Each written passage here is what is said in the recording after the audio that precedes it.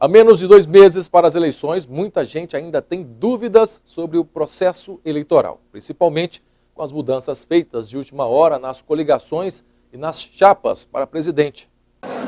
O que é uma convenção partidária? É uma reunião formal do partido político, dos partidos políticos, na qual são tomadas decisões, e agora a gente está falando de eleição, com relação a quem serão os candidatos.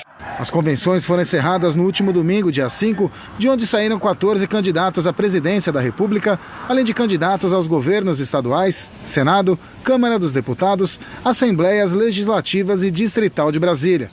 As convenções, embora soberanas, sempre autorizam as direções nacionais a fazerem qualquer mudança na chapa até a data limite de 17 de setembro, no caso das eleições deste ano. Portanto, o candidato de uma chapa pode ir parar em outra, como cabeça de chapa ou como vice. Todas as mudanças precisam ser registradas no Tribunal Superior Eleitoral. E essa substituição pode se dar até 20 dias antes da eleição. Além desse prazo, só é possível pedir a substituição em razão de falecimento, que isso pode ocorrer até a véspera da eleição. O período entre os dias 15 de agosto e 17 de setembro é usado como uma espécie de janela para os partidos ajustarem todos os detalhes da campanha. E nesse momento, sempre acontecem mudanças de última hora. O então candidato Eduardo Campos morreu em um acidente aéreo durante o processo eleitoral em 13 de agosto de 2014. 9 dias depois, a candidata a vice, Marina Silva, assumiu a coligação Unidos pelo Brasil. Nesse momento em que os candidatos buscam as últimas alianças para reforçar as coligações, a população acompanha tudo de perto. Se ele, no caso, se alia com a pessoa que tem alguma coisa na justiça, a gente já vê com outros olhos, né? E às vezes perde aquele voto. A democracia, cada um escolhe o que quer e o melhor para o povo. E ainda falando de eleições, o senador Antônio Anastasia, do PSDB, registrou sua candidatura ao governo de Minas na manhã desta sexta-feira. Ontem, o candidato tucano esteve em visita em algumas cidades do noroeste de Minas. Sua última parada foi em Paracatu para o encontro com lideranças. O pré-candidato ao governo de Minas Gerais nas eleições deste ano, o senador Antônio Anastasia, esteve em Paracatu na noite desta quinta-feira, onde cumpriu parte de sua agenda no noroeste do estado. Após passar por Unaí, Anastasia encontrou com lideranças políticas, empresariais e sociais da cidade, na sede da maçonaria do bairro Santana. Nesta sexta-feira, ele cumpre a agenda em João Pinheiro, Três Marias e Curvelo, na região central de Minas. No noroeste de Minas, onde está Paracatu, Unaí, João Pinheiro e outras cidades importantes, bem como Alto Paranaíba, representa uma nova fronteira agrícola, não só para Minas, mas para o Brasil. Aqui tem todas as condições de ser um grande celeiro econômico para o Brasil e para o mundo, graças aos empreendedores. O meu objetivo é ajudar a produção na infraestrutura, com estradas e energia, na questão da saúde, facilitando os trabalhadores e, sobretudo, tornando mais simples a burocracia, inclusive ambiental, no que se refere à produção agropecuária. E o candidato Anastasia é o segundo a protocolar o pedido no Tribunal Regional Eleitoral, o TRE. Até então, somente o empresário Romeu Zema, do Partido Novo, havia entrado com o registro. E em entrevista à nossa equipe, durante o encontro com Antônio Anastasia, o prefeito Olavo Condé afirmou que a região noroeste possui uma pauta extensa de reivindicações de obras e melhorias. O prefeito de Paracatu, Olavo Condé, voltou a cobrar do governo de Minas Gerais os repasses obrigatórios de recursos destinados aos municípios do estado. Segundo ele, a falta de repasse desses recursos vem prejudicando todas as prefeituras do estado, em especial as cidades do noroeste. A dívida do governo de Minas com as prefeituras da região chegou a 93 milhões de reais. Hoje, para se dizer a verdade, nós, prefeitos, estamos até sem rumo, porque hoje tivemos uma reunião na segunda-feira na Minor, que é a Associação do Noroeste, aonde a soma da dívida do Estado para com os municípios em termos de saúde, transporte escolar, educação, vários setores, passam de 93 milhões. Então você vê um montante de 93 milhões realmente segura a economia de uma região e, infelizmente, a gente não está vendo que é uma saída para o atual governo, porque se em pleno início de campanhas aí, o governo devendo um montante desse só para o Noroeste, a gente sabe, o Noroeste são 19 municípios, mas o estado são 853 cidades. Então você vê o montante, se fala aí em mais de 6 milhões, bilhões, né? 6 bilhões de dívida. Então eu vejo que está difícil.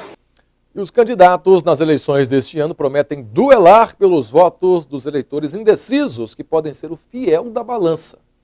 E para tomar essa decisão, o eleitor deve tomar muito cuidado com as notícias falsas, as calúnias, a difamação e também para ver aonde buscar uma informação correta. Há uma semana do início da campanha eleitoral, os eleitores têm grande desafio para escolher os candidatos, saber onde buscar a informação e separar o que é ou não notícia falsa. A gente ficou ouvindo assim, conversa de comadres, entendeu? Eu vou sempre ir atrás de onde é a fonte, se tem algum crédito. Sabe debate, programa de debate? Sim, eu acompanho. No período eleitoral, a TV terá grande papel para formar a opinião dos eleitores. Mas ela sozinha não será determinante. Outras mídias, como a internet, serão fundamentais. Na eleição da desconfiança, é preciso ficar atento para não acreditar em tudo. Quando se chega aqui, nesse momento que nós estamos, existe já um componente que o leva para esse ou para aquele candidato, para essa ou para aquela posição.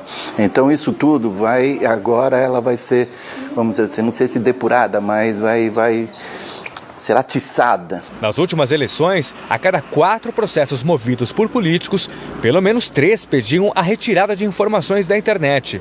A rede social mais frequente para esse tipo de pedido é o Facebook, seguido pelo Google e Twitter.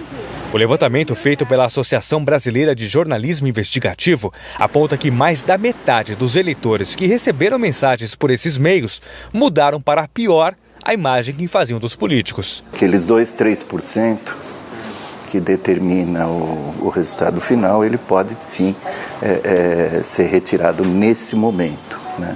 Mas para chegar aí, vem de algum lugar, não vem do zero, não vem do nada.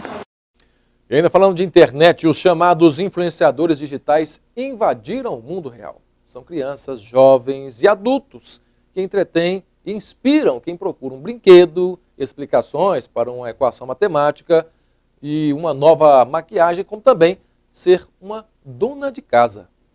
Foi-se o tempo em que os afazeres domésticos eram solitários e entediantes. A dona de casa, Adriana Ribeiro, compartilha sua rotina em casa com 30 mil seguidores no Instagram. Ela descobriu a rede quando buscava motivação para realizar as tarefas. Hoje se tornou uma influenciadora digital. Não é só ter números. Números é fácil, mas é criar uma amizade, criar um vínculo, troca de dicas, receitas, experiências. Mas mesmo tanta exposição tem seus cuidados. Eu abro as portas da minha casa todos os dias para muitas pessoas, né? Tá olhando, tá vendo. E eu tenho uma preocupação em preservar minha família. A técnica de enfermagem Lucidalva agora é dona de casa. Descobriu as postagens da Adriana e logo se tornou seguidora. Explica muito bem.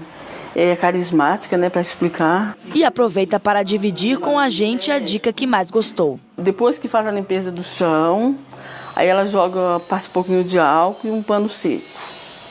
Essa deixa assim, o chão brilhando, limpinho. O influenciador digital é uma profissão tão nova que ainda nem foi regulamentada. Na teoria, quem tiver algo para dizer e souber se comunicar pode ocupar um espaço na internet. Na prática, existe a oportunidade de ser remunerado por esse compartilhamento. O influenciador digital, ele ganha dinheiro pela quantidade de visualizações, pela quantidade de seguidores que ele tem. Quanto maior o número de seguidores, e de fato tem que ter muitos seguidores, ele começa a ganhar o dinheiro da plataforma.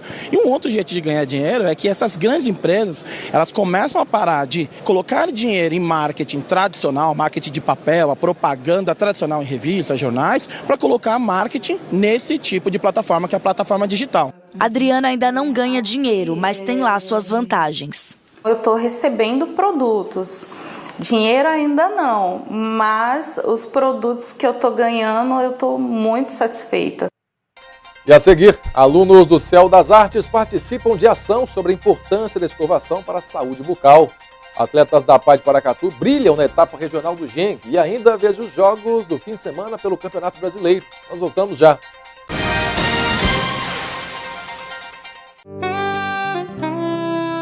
A Fundação Casa de Cultura está completando 25 anos. O Museu Municipal guarda peças e símbolos que contam a vida da bicentenária Paracatu.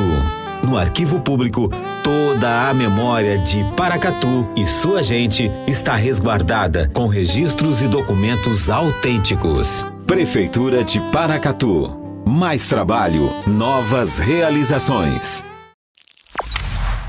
Guia Comercial de Paracatu. Seja visto, seja lembrado. Dinâmica Móveis e Papelaria. Tudo em artigos de papelaria e uma linha completa em móveis para escritório. Rua Joaquim Murtinho, Centro, 3671-6389. Sono Bom Colchões, proporcionando uma noite com carinho e conforto. Praça Juquita Vargas, Centro, 3671-7371. Autoelétrica do Newton, baterias, peças e serviços em geral. Rua São Vicente, 359, Centro, 3671-3809. Laboratório Santa Clara, análise clínica, confiança e qualidade. Praça Adelmar da Silva Neiva, número 305 Centro, Paracatu. Fone 3671-1711. Móveis de qualidade e bom gosto você encontra na Criativa Móveis, Avenida Deputado Quintino Vargas, Centro, 3671-2710. A próxima parada da Expresso Planalto é um transporte ainda melhor para você. Entre as novidades que se encontram em fase de implementação estão a integração das linhas, na qual você pega 2 ônibus com uma só passagem, 8 novos ônibus para as faculdades, 2 ônibus extras para cobrir eventuais atrasos, cobradores em todas as linhas nos horários de pico e monitoramento por GPS. Expresso Planalto Paracatu, tudo de melhor para você. Os teus becos que foram picadas, tuas ruas que foram bandeiras, formam hoje a altaneira cidade, grande urbe das plagas mineiras. A Fundação Casa de Cultura está completando 25 anos. História e cultura contadas nos acervos do Museu Municipal, no Arquivo Público, Biblioteca e na Casa de Cultura. O Museu Municipal guarda peças e símbolos que contam a vida da bicentenária Paracatu. Visitar e conhecer o Museu Histórico Municipal é indispensável para quem quer entender a nossa história.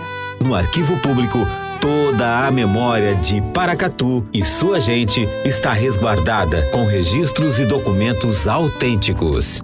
O Arquivo Público de Paracatu é o guardião da memória do nosso povo, ao preservar documentos que contam a nossa história e que retratam a nossa cultura. A nossa Biblioteca Municipal é a mais completa da região, com mais de 41 mil volumes disponíveis aos visitantes. Conheça a Biblioteca Pública de Paracatu, uma grande fonte de conhecimento e orgulho para todos nós. A Casa de Cultura abriga nossa arte e manifestações culturais há 30 anos. Visitar a Casa de Cultura é uma maravilhosa viagem que reforça a identidade de nossa gente por meio de nossa arte. Prefeitura de Paracatu. Mais trabalho, novas realizações.